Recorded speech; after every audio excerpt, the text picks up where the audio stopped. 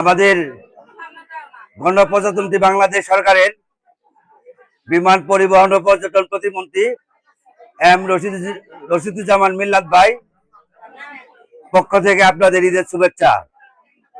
আমাদের পরিষদের পক্ষ থেকে ঈদের শুভেচ্ছা, ইউনিয়ন বিএনপির পক্ষ থেকে ঈদের শুভেচ্ছা।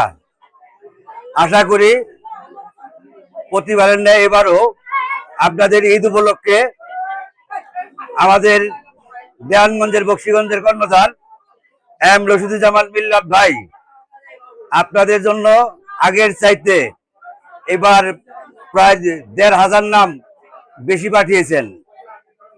সামনের দিন আরো বাড়বে আমরা প্রত্যাশা করতেছি। আগামীতে আপনাদের জন্য অনেক সুযোগ সুবিধা অপেক্ষা করছে।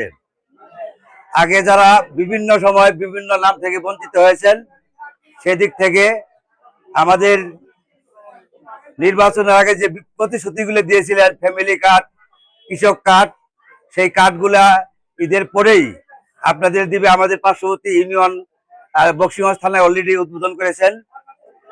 সেই জন্য আমরাও ঈদের পর হয়তো আমরাও পাবো।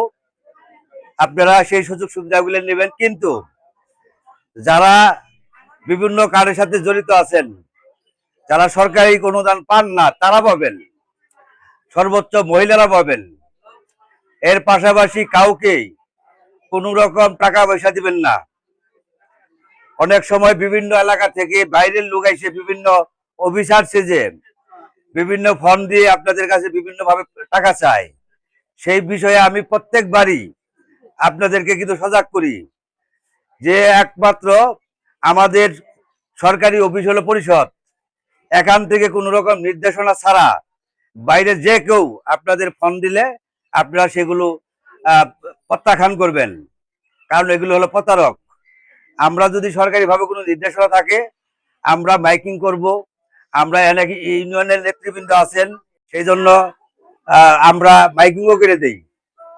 এরই মধ্যে আমরা গত ইয়েতে দেখলাম ফ্যামিলি কার্ডের টাকা ঢোকার পরেই বিভিন্ন প্রতারকরা সক্রিয় হয়ে পড়েছেন। সেই বিষয়ে আমরা আগে অবগত করতেছি, আপনারা কাউকে কোনো রকম পিন নাম্বার বা এই যে মোবাইলের নাম্বার কাউকে দিবেন না।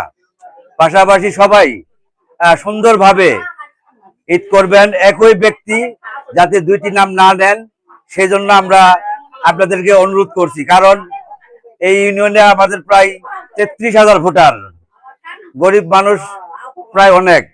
আমাদের নাম দিয়েছেন ৭,১৭২টি, তাহলে আর অনেক শর্ট, তাই না? তারপরে যদি একজন ব্যক্তির একটি করে নাম নেন, তারপরে আমার মনে হয় না এই এলাকায় গরিব মানুষ থাকবে।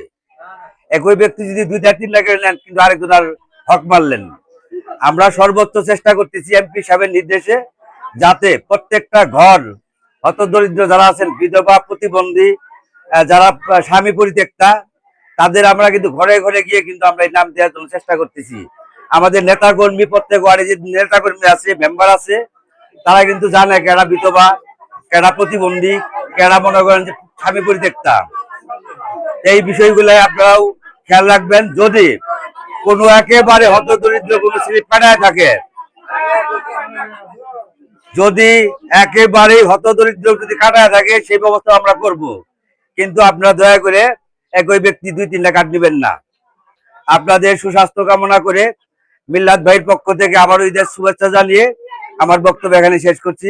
আসসালামু আলাইকুম। এই